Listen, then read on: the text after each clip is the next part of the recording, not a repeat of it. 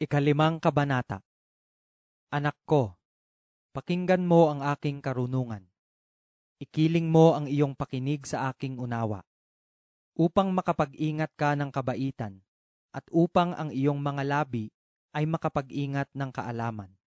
Sapagkat ang mga labi ng masamang babae ay tumutulo ng pulot, at ang kanyang bibig ay madulas kaysa langis.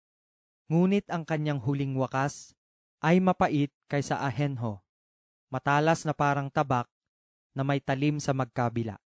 Ang kanyang mga paa ay nagsisibaba sa kamatayan.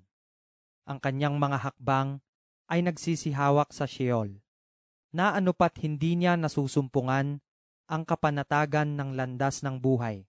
Ang kanyang mga lakad ay hindi panatag, at hindi niya nalalaman.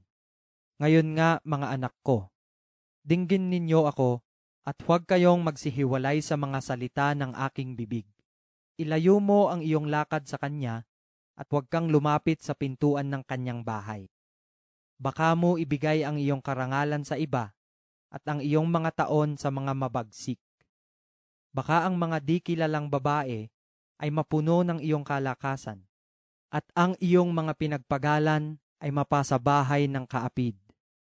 At ikaw ay manangis sa iyong huling wakas, pagka ang iyong laman at ang iyong katawan ay natunaw, at iyong sabihin, bakit ko kinayamutan ang turo, at hinamak ng aking puso ang saway? Ni hindi ko man sinunod ang tinig ng aking mga tagapagturo, o ikiling ko man ang aking pakinig sa kanila na mga nagturo sa akin. Ako'y malapit sa lahat ng kasamaan, sa gitna ng kapisanan at ng kapulungan. Uminom ka ng tubig sa iyong sariling tipunan ng tubig, at sa nagsisiagos na tubig sa iyong sariling balon. Mananabog ba ang iyong mga bukal sa kaluwangan, at mga agos ng tubig sa mga lansangan? Maging iyong mag-isa, at huwag sa di kilala na kasama mo. Pagpalain ang iyong bukal, at magalak ka sa asawa ng iyong kabataan, gaya ng maibiging usa at ng masayang usang babae. Bigyan kang katiwasayan ng kanyang dibdib sa buong panahon, at laging malugod ka sa kanyang pag-ibig. Sapagkat bakit ka malulugod, anak ko, sa ibang babae, at yayakap sa sinapupunan ng di kilala? Sapagkat ang mga lakad ng tao ay nasa harap ng mga mata ng Panginoon, at kanyang pinapatag ang lahat niyang mga landas.